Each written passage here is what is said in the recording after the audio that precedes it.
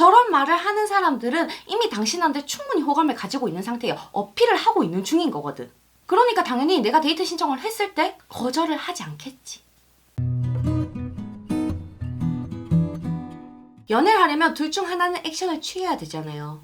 가장 결정적인 액션이 고백인데 이 고백에도 성공률을 확실하게 높여주는 타이밍이라는 게 있어요. 이걸 제대로 알면 뭔가를 취하기도 전에 그쪽에서 먼저 고백해오게끔 만들 수도 있어. 저 사람한테 마음이 있긴 한데 섣불리 고백하기에는 무섭잖아. 거절당하면 어떡하지? 지금보다 못한 사이가 되면 어떡하지? 이런 생각들을 하게 된단 말이에요. 연애가 만들어지는 과정은 딱 4가지로 이루어져요. 관심, 어필, 끌림, 관계. 이 4가지만 기억하면 돼. 서로의 속도가 비슷하면 수월하게 흘러가겠지만 내가 먼저 저 사람과 만나고 싶다, 저 사람과 사귀고 싶다 이런 생각이 들었으면 내가 행동을 해야 되는 포지션에 있다는 걸 알아둬야 돼요. 상대방은 고이든 아니든 간에 저 4가지의 과정을 내가 거치게끔 만들었어요. 일단 내 눈에 들었고 성격이든 마인드든 얼굴이든 경제력이든 내가 끌릴 수 있는 부분을 어필했어. 그래서 끌린 거야. 그러니까 우리가 사귀고 싶다는 생각을 하게 된 거잖아요.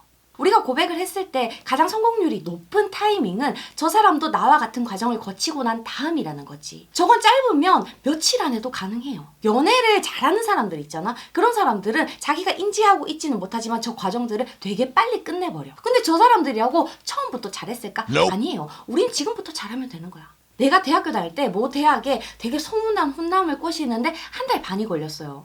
내 역량, 내 스펙을 떠나서 주변에 경쟁자가 많을수록 더 오래 걸리는 건 사실이야. 거기서 포기하고 싶으면 포기해도 돼요. 근데 이 비주얼에 성격도 그렇게 좋지 못한 내가 정말로 어마어마한 존잘남을 꼬셨다고. 나도 했으니까 여러분들도 할 수 있어. 그것들을 알려주고 있잖아요. 그전에도 알려줬고 앞으로도 알려주게 될 거겠지. 그리고 나 말고 많은 사람들이 또 알려주고 있잖아. 그러니까 쪼그라들지 마. 관심 단계로 끌어오는 건 굉장히 쉬운 편이에요. 저 사람 눈에 띄어서 괜찮네, 저 사람 나쁘지 않네, 이 정도면 충분해. 내 마스크가 충분히 괜찮아. 그럼 이 관심 단계는 그냥 먹고 넘어가는 거예요. 근데 마스크가 별로면 다른 방법으로 관심 단계에서 어필로 넘어가면 돼.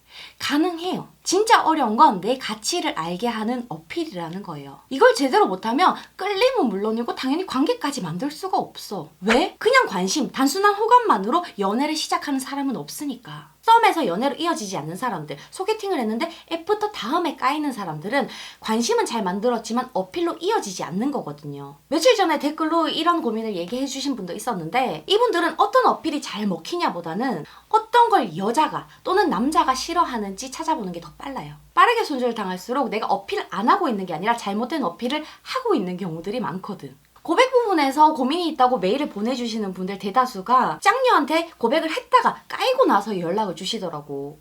이렇게 까인 분들 중에 이 관계의 순서를 지키신 분들은 한 분도 없어요. 나 혼자 막 마음이 커져서 안달이 나는 거야. 그러니까 급해지겠지. 상대방이 거쳐야 될 과정에 대해서는 전혀 생각하지도 않고 그냥 분위기 좋은 시간, 말하기 좋은 때만 찾아가지고 다짜고짜 고백을 해버리는 거예요. 그러니까 이런 경우가 생기는 거야. 어떻게 해요는 뭔가를 저지르기 전에 묻는 거잖아요. 근데 이분들은 어떻게 해요는 이미 다 엉망진창이야. 지금 저 상황이 세상 난장판이야. 근데 어떻게 해요? 라고 물으면 내가 메일로 알려주는 데는 한계가 있어요. 우리가 얼굴을 보고 대화를 하는 게 아니잖아. 그지? 내가 너무 괜찮은 사람이라서 상대방이 먼저 나한테 관심을 보일 때도 있어요. 얼마 전에 호감 시그널이라는 영상에서 알려준 적이 있었잖아. 저런 건 난 너한테 관심이 좀 생겼어. 난 너한테 이만큼 호감이 좀 생겼어. 알아가보고 싶어. 이 정도의 신호거든. 관심이 먼저 생기고 늦게 생기고는 중요하지 않아. 많이 생긴 쪽이 먼저 유혹하기 시작해요. 내가 얼마나 괜찮은 사람인지를 보여주고 싶어 한단 말이야. 그러려면 만나야 되겠죠. 카톡으로도 물론 가능해. 근데 한계라는 게 있잖아.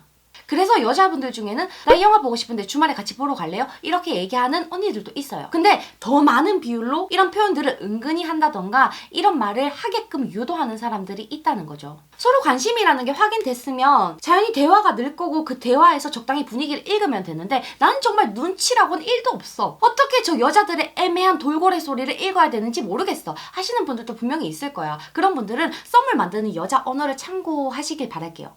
저런 말을 하는 사람들은 이미 당신한테 충분히 호감을 가지고 있는 상태예요. 어필을 하고 있는 중인 거거든. 근데 요거 찍을 때 영상이 좀 귀신같이 나와가지고 심신이 미약하신 분들은 그냥 대화에서 눈치껏 알아채는 걸로 합시다. 어쨌든 고백하기 전에 기억해야 될 게 뭐라고? 관심, 어필, 끌림, 관계. 이 네 가지의 순서만 지켜도 내가 고백하기 전에 이미 견적이 나와요. 나를 거절할 사람이라면 확실하게 네거티브 반응을 보여요. 그 반응이 읽히면 내가 고백을 미루던가 하지 말던가 해야 돼. 이게 중요해요. 멀쩡한 사람도 내 감정을 거부당하면 상처를 받아. 기분이 유쾌하진 않는단 말이야. 근데 이게 계속적으로 거절을 당하잖아요. 그러면 내가 진짜 괜찮은 사람인가? 내가 그렇게 별론가? 이런 생각을 하게 돼. 멘탈이 약한 사람들은 폐쇄적이고 열등감에 시달리게 된다고요. 이런 상태로는 내 주변에 아무리 좋은 사람들이 있어도 절대 그 사람한테 어필하거나 관심조차 끌지를 못해요. 알아서 잘 하시겠지만 난 여러분들을 응원하고 걱정하는 입장이니까 무슨 말인지 알지? 내 앞가림도 못하는데 남 걱정을 하고 있어. 잔소리 아니고 걱정이에요. 오늘 내 긴 걱정을 들어줘서 고맙고 만나서 반가웠어요.